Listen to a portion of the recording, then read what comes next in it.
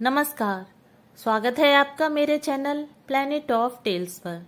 मैं महिमा आज आपको सुनाऊंगी सूर्यकांत त्रिपाठी निराला जी की लिखी हुई कहानी चतुरी चमार। चतुरी चमार डाकखाना चमियानी मौजा गढ़कला उन्नाव का एक कदीमी बाशिंदा है। मेरे नहीं, मेरे पिताजी के, बल्कि उनके पूर्वजों के भी मकान के पिछवाड़े कुछ फासले पर, जहां से होकर कई और मकानों के नीचे और ऊपर वाले पनालों का बरसात और दिन रात का शुद्ध जल बहता है। ढाल से कुछ ऊंचे एक बगल चतुरी चमार का पुश्तैनी मकान है। मेरी इच्छा होती है चतुरी के लिए गौरवे बहुवचनम लिखूं, क्योंकि साधारणतः लोगों के जीवन चरित या ऐसे ही कुछ लिखने के लिए सुप्रसिद्ध संपादक पंडित बनारसी दास चतुर्वेदी द्वारा दिया हुआ आचार्य द्विवेदी जी का प्रोत्साहन पढ़कर मेरी श्रद्धा बहुत बढ़ गई है। पर एक अड़चन है। गांव के रिश्ते में चतुरी मेरा भतीजा लगता है। दूसरों के लिए वह श्रद्धेय अवश्य है, क्योंकि अपने उपानह साहित्य में आजकल अधिकांश साहित्यिकों की तरह अपरिवर्तनवादी है। वैसे ही देहात में दूर दूर तक उसके मजबूत जूतों की तारीफ है। पास ही हफ्ते में 3 दिन हिरन, चौगड़े और बनेले सुअर खदेड़ कर फांसते हैं। किसान अरहर की ठूंटियों पर ढोर भगाते हुए दौड़ाते हैं, कंटीली झाड़ियों को दबाकर चले जाते हैं। छोकड़े बैल, बबूल, करील और बेर के कांटों से भरे रुंधवाए बागों से सरपट भागते हैं।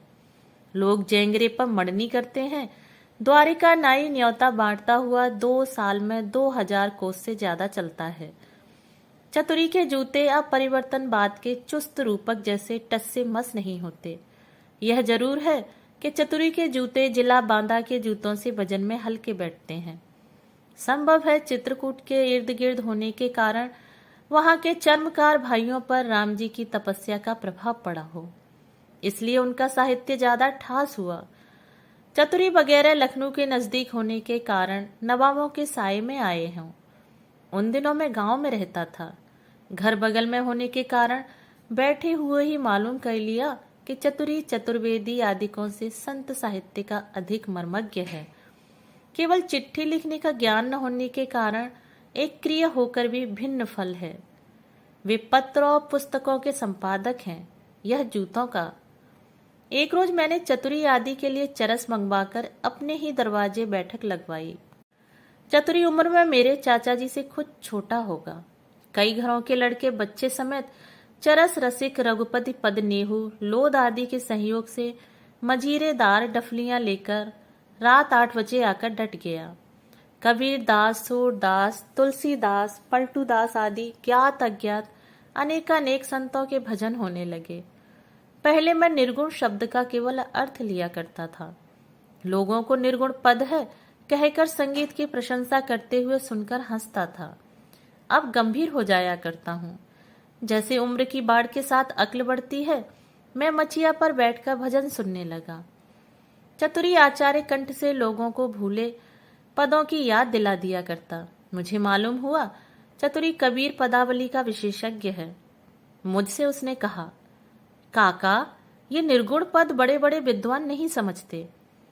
फिर शायद मुझे भी उन्हीं विद्वानों की कोटि में शुमार कर बोला, इस पद का मतलब?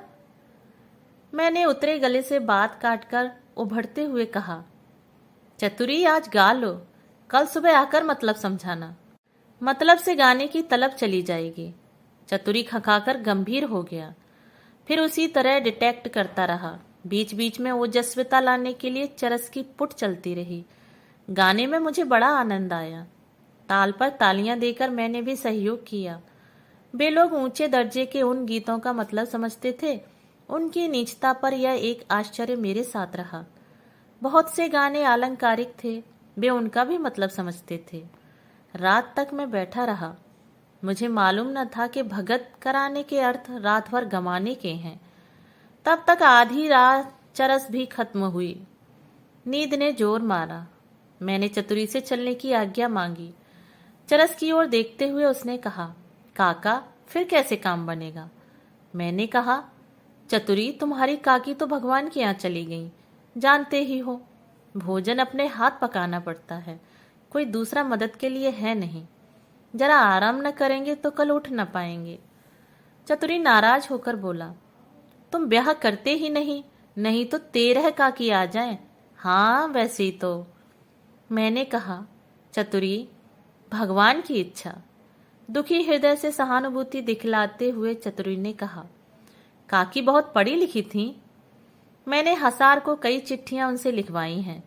फिर चलती हुई चिलम में दम लगाकर धुआं पीकर, सिर नीचे की ओर जोर से दबाकर, नाक से धुआं निकालकर बैठे गले से बोला, काकी रोटी भी करती थी, बर्तन भी मलती थी और रामायण भी पढ़ती थी।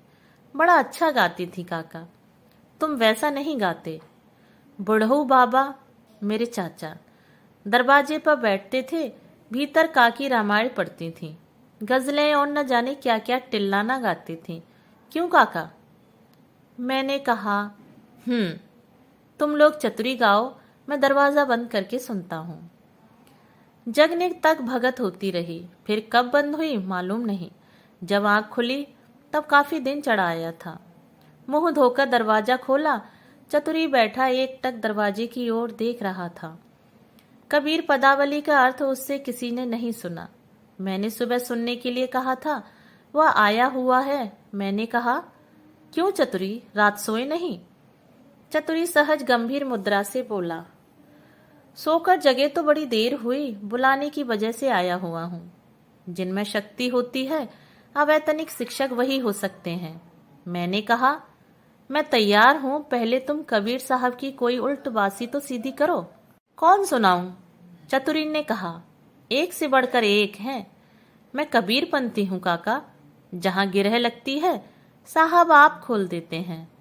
मैंने कहा, तुम पहुंचे हुए हो, यह मुझे कल ही मालूम हो गया था। चतुरी आंख मूंदकर शायद साहब का ध्यान करने लगा, फिर सस्वर एक पद गुनगुनाकर गाने लगा, फिर एक एक कड़ी गाकर अर्थ समझाने लगा। उसके अर्थ में अनर्थ पैदा करना आनंद खोना था। जब वह भाष्य पूरा कर चुका, जिस तरह के भाष्य से हिंदी वालों पर कल्याण के निरामिष लेखों का प्रभाव पड़ सकता है, मैंने कहा, चतुरी, तुम पढ़े लिखे होते तो 500 की जगह पाते। खुश होकर चतुरी बोला, काका कहो तो अर्जुन बा। चतुरी का एक 17 साल का लड़का को पढ़ाने के लिए भेज दिया करूं तुम्हारे पास, पढ़ जाएगा, तुम्हारी विद्या ले लेगा, मैं भी अपनी दे दूंगा। तो कहो, भगवान की इच्छा हो तो कुछ हो जाए। मैंने कहा, भेज दिया करो, दिया घर से लेकर आया करे। हमारे पास एक ही लालटेन है, बहुत नजदीक घिंचेगा तो गांव वाले चौंकेंगे, आगे देखा जाएगा। लेकिन गुरु दक्षिणा हम रोज लेंगे, घबराओ मत। सिर्फ बाजार से हमारे लिए गोश्त ले आना होगा और महीने में 2 दिन चक्की से आटा पिसवाना होगा। इसकी मेहनत हम देंगे, बाजार तो तुम जाती ही हो। चतुरी को इस सहयोग से बड़ी खुशी हुई। एक प्रसंग पर आने के विचार से मैंने कहा, चतुरी, तुम्हारे जूते की बड़ी तारीफ है। खुश होकर चतुरी बोला, हाँ काका, 2 साल चलता है। उसमें एक दर्द भी दबा था। दुखी होकर कहा, काका, जिम्मेदार के सिपाही को एक जोड़ा हर साल देना पड़ता है। एक जोड़ा भगवता देता है, एक जोड़ा पंचमा। जब मेरा ही जोड़ा मजे में 2 साल चलता है, तब ज्यादा लेकर कोई चमड़े की बर्बादी क्यों करे? कहकर डबडबाई आंखों से देखता हुआ जुड़े हाथों सेवई सी बटने लगा। मुझे सहानुभूति के साथ हंसी आ गई, मगर हंसी को होठों से बाहर न आने दिया। संभल कर स्नेह से कहा, चतुरी, इसका बाजी बउल अर्ज में पता लगाना होगा। अगर तुम्हारा जूता देना अर्ज होगा तो इसी तरह पुष्ट दर पुष्ट तुम्हें जूते देते रहने पड़ेंगे। चतुरी सोचकर मुस्कराया और बोला, अब्दुल अर्ज में दर्ज होगा। क्यों काका?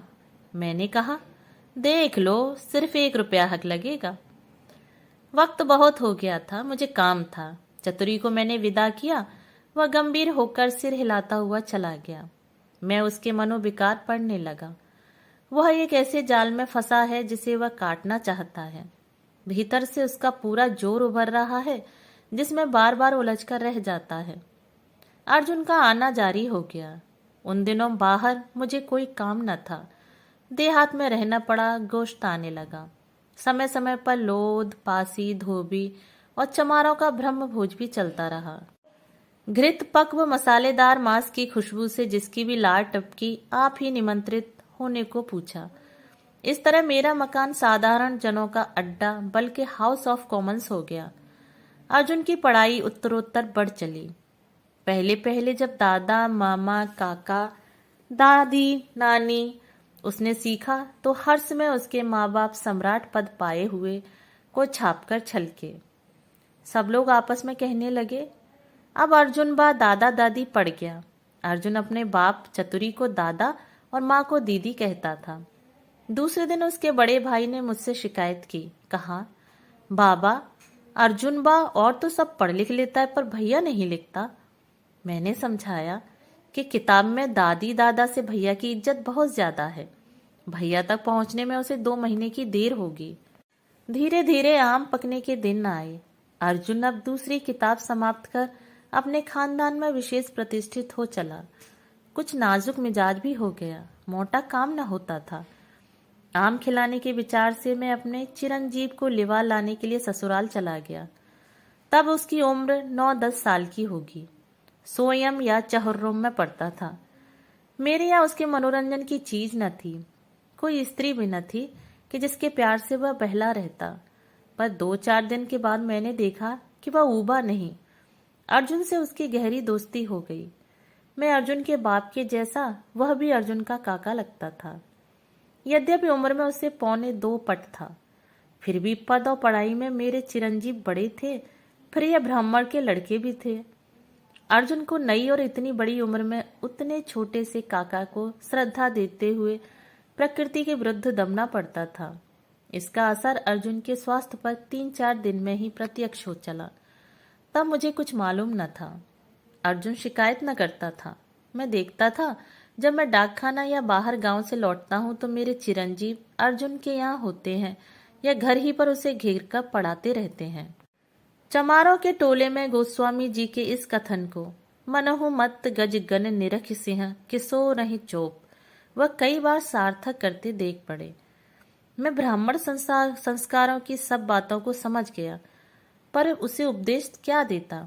चमार दबाएंगे, ब्राह्मण दबाएंगे। दबा है दोनों की जड़ें मार दी जाएं, पर सहज साध्य नहीं, सोचकर चुप हो गया। मैं अर्जुन को पढ़ाता था तो स्नेह देकर उसे अपनी ही तरह का एक आदमी समझकर उसके उच्चारण की त्रुटियों को पार करता हुआ उसकी कमजोरियों की दरारें भविष्य में भर जाएंगी ऐसा विचार रखता था।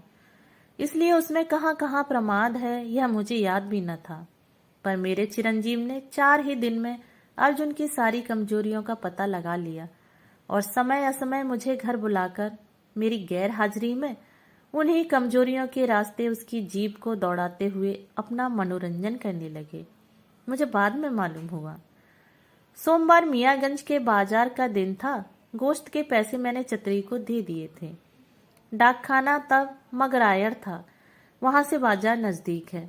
मैं डाकखाने से निबंध भेजने के लिए टिकट लेकर टहलता हुआ बाजार गया। चतुरी जूते की दुकान लिए बैठा था। मैंने कहा, कालिका, धोबी भैया आए हुए हैं। चतुरी हमारा गोश्त उनके हाथ भेज देना। तुम बाजार उठने पर जाओगे, देर होगी। चतुरी ने कहा, काका एक बात है। अर्जुन वह तुमसे कहता डरता है। मैं घर आकर कहूंगा। बुरा न मानना, लड़कों की बात है। अच्छा, कहकर मैंने बहुत कुछ सोच लिया। बकर कसाई के सलाम का उत्तर देकर बादाम और ठंडाई लेने के लिए बनियों की तरफ गया। बाजार में मुझे पहचानने वाले न पहचानने वालों को मेरी विशेषता से परिचित करा रहे थे। चारों ओर से आंखें उठी हुई थीं। ताज्जुब यह था कि अगर ऐसा आदमी है तो मांस खाना जैसा घृणित पाप क्यों करता है। मुझे क्षण मात्र में यह सब समझ लेने का काफी अभ्यास हो गया था। गुरुमुख ब्राह्मण आदि मेरे घड़े का पानी छोड़ चुके थे। गांव तथा पड़ोस के लड़के अपने अपने भक्तिमान पितामहों को समझा चुके थे कि बाबा कहते हैं मैं पानी पौड़े थोड़ी ही हूं जो ऐरे गहरे नत्थु खैरे सबको पानी पिलाता फिरूं। इससे लोग नाराज हो गए थे। साहित्य की तरह समाज में भी दूर दूर तक मेरी तारीफ फैल चुकी थी। विशेष रूप से जब एक दिन बलायत की रोटी पार्टी की तारीफ करने वाले एक देहाती स्वामी जी को मैंने कबाब खिलाकर काबुल में प्रचार करने वाले रामचंद्र जी के वक्त के एक ऋषि की कथा सुनाई और मुझसे सुनकर वहीं गांव के ब्राह्मणों के सामने बीड़ी पीने के लिए प्रचार करके भी मुझे नीचा नहीं दिखा सके। उन दोनों भाग्यवश मिले हुए अपने आवारा गर्द नौकर से बीड़ी लेकर सबके सामने दिया सलाई लगाकर मैंने समझा दिया कि तुम्हारा इस झूठे धुएं से बढ़कर मेरे पास दूसरा महत्व नहीं। मैं इन आश्चर्य की आंखों के भीतर बादाम और ठंडाई लेकर जरा रीढ़ सीधी करने को हुआ कि एक बुढ़े पंडित जी एक देहाती भाई के साथ मेरी ओर बढ़ते नजर आए। मैंने सोचा शायद कुछ उपदेश होगा। पंडित जी सारी शिकायत पीकर मधुमुख हो गए और प्रदर्शक से बोले, आप ही हैं? उसने कहा, हाँ यही हैं। पंडित जी देखकर गदगद हो गए, बोड़ी उठाकर बोले, ओहो आप धन्य हैं। मैंने मन में कहा, नहीं मैं धन्य नहीं हूं, मजाक करता है खूसट। पर गौर से उनका पगड़ और खौर देखकर कहा, प्रणाम करता हूं पंडित जी। पंडित जी मारे प्रेम के संज्ञा खो बैठे। मेरा प्रणाम मामूली प्रणाम नहीं, बड़े भाग्य से मिलता है। मैं खड़ा पंडित जी को देखता रहा। पंडित जी ने अपने देहाती साथी से पूछा, आप बे में सब पास हैं? उनका साथी अत्यंत गंभीर होकर बोला, हाँ जिला में दूसरा नहीं है। होठ काटकर मैंने कहा, पंडित जी रास्ते में 2 नाले और एक नदी पड़ती है, भेड़िया लागन है, डंडा नहीं लाया, आज्ञा हो तो चलो। शाम हो रही है। पंडित जी स्नेह से देखने लगे। जो शिकायत उन्होंने सुनी थी, आंखों में उस पर संदेह था। दृष्टि कह रही थी, यह वैसा नहीं, जरूर गोश्त न खाता होगा, बीड़ी न पी होगी, लोग पाजी हैं।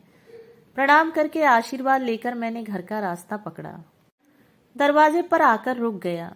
भीतर बातचीत चल रही थी। प्रकाश कुछ कुछ था। सूर्य डूब रहा था। मेरे पुत्र की आवाज आई, बोल रे बोल। इस वीर रस का अर्थ मैं समझ गया। अर्जुन बोलता हुआ हार चुका था, पर चिरंजीव को रस मिलने के कारण बुलाते हुए हार न हुई थी।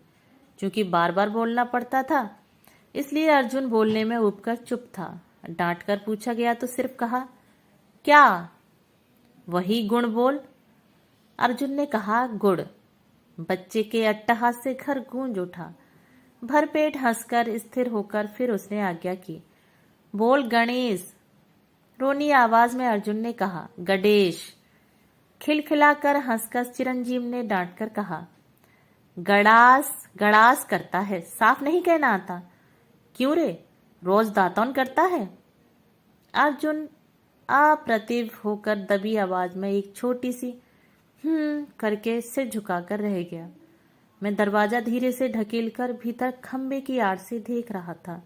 मेरे चिरंजीव उसे उसी तरह देख रहे थे जैसे गोरे कालों को देखते हैं। जरा देर चुप रहकर फिर आज्ञा की, बोल वर्ण।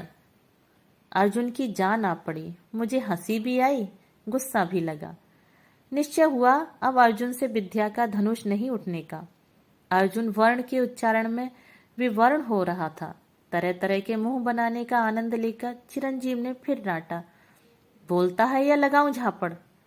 नहा लूंगा, गर्मी तो है। मैंने सोचा अब प्रकट होना चाहिए। मुझे देखकर अर्जुन खड़ा हो गया और आंखें मल मल कर रोने लगा। मैंने पुत्र रत्न से कहा, कान पकड़कर उठो बैठो 10 दफे। उसने नजर बदलकर कहा, मेरा कसूर कुछ नहीं, मैं यों ही कान पकड़कर उठूं बैठूं। मैंने कहा, तुम इससे गुस्ताखी कर रहे थे। उसने कहा, तो आपने भी की होगी। इससे गुण कहला दीजिए, आपने पढ़ाया तो है, इसकी किताब में लिखा है। मैंने कहा, तुम हंसते क्यों थे? उसने कहा, क्या मैं जानबूझकर हंसता था? मैंने कहा, अब आज से तुम इससे बोल न सकोगे। लड़के ने जवाब दिया, मुझे मामा के यहाँ छोड़ आइए। यहाँ डाल के आम खट्टे होते हैं, थोपी होती है, मुंह फदक जाता है। वहां पाल के आम होते हैं। चिरंजीव को नाई के साथ भेजकर मैंने अर्जुन और चतुरी को सांत्वना दी। कुछ महीने और मुझे गांव में रहना पड़ा। अर्जुन कुछ पड़ गया। शहरों की हवा मैंने बहुत दिनों से न खाई थी। कलकत्ता, बनारस, प्रयाग आदि का सफर करते हुए लखनऊ में डेरा डाला। स्वीकृत किताबें छपवाने के विचार से कुछ काम लखनऊ में और मिल गया। अमीनाबाद होटल में एक कमरा लेकर निश्चित चित्त से साहित्य साधना करने लगा। इन्हीं दिनों देश के आंदोलन जोरों को चला। यही जो चतुरी आदिकों के कारण फिस हो गया है, होटल में रहकर देहात से आने वाले शहरी युवक मित्रों से सुना करता था। गड़ा कोला में भी आंदोलन जोरों पर है। 600-700 तक का जो किसान लोग इस्तीफा देकर छोड़ चुके हैं, वह जमीन अभी तक नहीं उठी। किसान रोज इकट्ठा होकर झंडा गीत गाया करते हैं। साल भर बाद जब आंदोलन में प्रतिक्रिया हुई, जमींदारों ने दावा करना और रियाया को बिना किसी रियायत के दबाना शुरू किया। तब गांव के नेता मेरे पास मदद के लिए आए। बोले, गांव में चलकर लिखो, तुम रहोगे तो मार न पड़ेगी, लोगों को हिम्मत रहेगी, अब सख्ती हो रही है। मैंने कहा, मैं कुछ पुलिस तो हूं नहीं जो तुम्हारी रक्षा करूंगा। फिर मार खाकर चुपचाप रहने वाला धैर्य मुझ में बहुत थोड़ा है। कहीं ऐसा न हो कि शक्ति का दुरुपयोग हो। गांव के नेता ने कहा, तुम्हें कुछ करना तो है नहीं, बस बैठे रहना। मैं गया। मेरे गांव की कांग्रेस ऐसी थी कि जिले के साथ उसका कोई ताल्लुक न था। किसी खाते में वहां के लोगों के नाम दर्ज न थे, पर गांव में पूर्वा डिवीजन में उससे आगे दूसरा गांव न था। मेरे जाने के बाद पता नहीं कितनी दरख्वास्तें तो जमींदार साहब ने इधर उधर लिखी। कच्चे रंगों से रंगा तिरंगा झंडा महावीर स्वामी के सामने एक बड़े बांस में गड़ा, बारिश में घुलकर धवल हो रहा था। इन दोनों मुकदमेबाजी और तहकीकात जोरों से चल रही थी। कुछ किसानों पर 1 साल के हरी भूसे को 3 साल का बाकी बनाकर जमींदार साहब ने दावे दायर किए थे, जो अपनी क्षुद्रता के कारण जमींदार ऑनरेरी मजिस्ट्रेट के पास आकर किसानों की दृष्टि में और भयानक हो रहे थे। एक दिन दरखास्तों के फलस्वरूप शायद दरोगा जी तहकीकात करने आए। मैं मगरा या डाक देखने जा रहा था। बाहर निकला तो लोगों ने कहा, दरोगा जी आए हैं, अभी रहो। आगे दरोगा जी भी मिल गए। जमींदार साहब ने मेरी तरफ दिखाकर अंग्रेजी में धीरे से कुछ कहा। तब मैं कुछ दूर था, सुना नहीं। गांव वाले समझे नहीं। दरोगा जी झंडे की तरफ जा रहे थे। जमींदार शायद उखड़वा देने के इरादे के लिए जा रहा था। महावीर जी के अहाते में झंडा देखकर दरोगा जी कुछ सोचने लगे और बोले, यह तो मंदिर का झंडा है। देखा, उसमें कोई रंग न दिख पड़ा। जमींदार साहब को गौर से देखते हुए लौटकर डेरे की तरफ चले। जमींदार साहब ने बहुत समझाया कि यह बारिश में धुलकर सफेद हो गया है, लेकिन है यह कांग्रेस का ही झंडा। पर दरोगा जी बुद्धिमान थे। महावीर जी के अहाते में सफेद झंडे को उखड़वाकर वीरता प्रदर्शित करने की आज्ञा न दी। गांव में कांग्रेस है, इसका पता न सब डिवीजन में लगा न जिले में। थानेदार साहब करें क्या? उन दिनों मुझे उन्निद्र रोग था, इसलिए सिर के बाल साफ थे। मैंने सोचा कि वेश का अभाव है तो भाषा को प्रभावशाली करना चाहिए, नहीं तो थानेदार साहब पर अच्छी छाप न पड़ेगी। वहां तो महावीर स्वामी की कृपा रही, यहाँ अपनी ही सरस्वती का सहारा है। मैं ठेठ देहाती हो रहा था। थानेदार साहब ने मुझसे पूछा, आप कांग्रेस में हैं? मैंने सोचा इस समय राष्ट्रभाषा से राजभाषा का बढ़कर महत्व होगा। कहा, मैं तो विश्व सभा का सदस्य हूं। इस सभा का नाम भी थानेदार साहब ने न सुना था।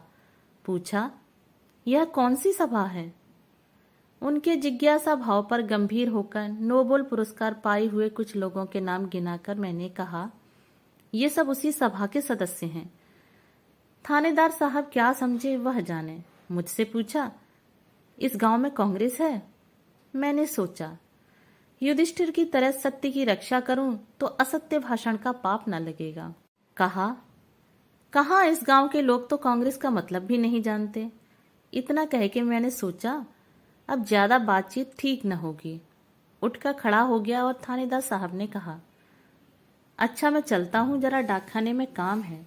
चिट्ठी रसा हफ्ते में 2 ही दिन गश्त पर आता है। मेरी जरूरी चिट्ठियां होती हैं और रजिस्ट्री, अखबार, मासिक पत्र पत्रिकाएं आती हैं। फिर उस गांव में हम लोगों की लाइब्रेरी भी है, जाना पड़ता है। थानेदार साहब ने पूछा, कांग्रेस की चिट्ठियां आती हैं? मैंने कहा, नहीं, मेरी अपनी। मैं चला आया। थानेदार साहब जमींदार साहब से शायद नाराज होकर गए। इससे तो बचाव हुआ, पर मुकदमा चलता रहा। जमींदार ऑनरेरी मजिस्ट्रेट ने, जिनके एक रिश्तेदार जमींदार की तरफ से वकील थे, किसानों पर जमींदार को डिग्री दे दी। बाद में चतुरी वगैरह की बारी आई, दबे दायर हो गए। अब तक जो सम्मिलित धन मुकदमे में लग रहा था, सब खर्च हो गया। पहले की डिग्री में कुछ लोगों के बैल वगैरह नीलाम कर लिए गए। लोग घबरा गए। चतुरी को मदद की आशा न रही। गांव वालों ने चतुरी आदि के लिए दोबारा चंदा न लगाया। चतुरी सूखकर मेरे सामने आकर खड़ा हुआ। मैंने कहा, चतुरी, मैं शक्ति भर तुम्हारी मदद करूंगा। तुम कहाँ तक मदद करोगे काका? चतुरी जैसे कुएं में डूबता हुआ उभरा। तो तुम्हारा क्या इरादा है? उसे देखते हुए मैंने पूछा। मुकदमा लड़ूंगा, पर गांव वाले डर गए हैं, गवाही न देंगे। दिल से बैठा हुआ चतुरी बोला। उस परिस्थिति पर मुझे भी निराशा हुई। उसी स्वर से मैंने पूछा, फिर चतुरी? चतुरी बोला, फिर छिदनी फिरकिया आदि मालिक ही ले लें। मैंने गांव में कुछ पक्के गवाह ठीक कर लिए हैं। सत्तू बांधकर, रेल छोड़कर, पैदल 10 कोस उन्नाव चलकर, दूसरी पेशी के बाद पैदल ही लौटकर हंसता हुआ चतुरी बोला, काका, जूता और पुर वाली बात अब्दुल अर्ज में दर्ज नहीं है। दोस्तों, अभी आप सुन रहे थे सूर्यकांत त्रिपाठी निराला जी की लिखी हुई कहानी चतुरी चमार। अगर आपको ये कहानी पसंद आई हो तो मेरे चैनल को सब्सक्राइब, वीडियो को लाइक शेयर जरूर करें और अपने विचार मुझे कमेंट बॉक्स में साझा करें। धन्यवाद।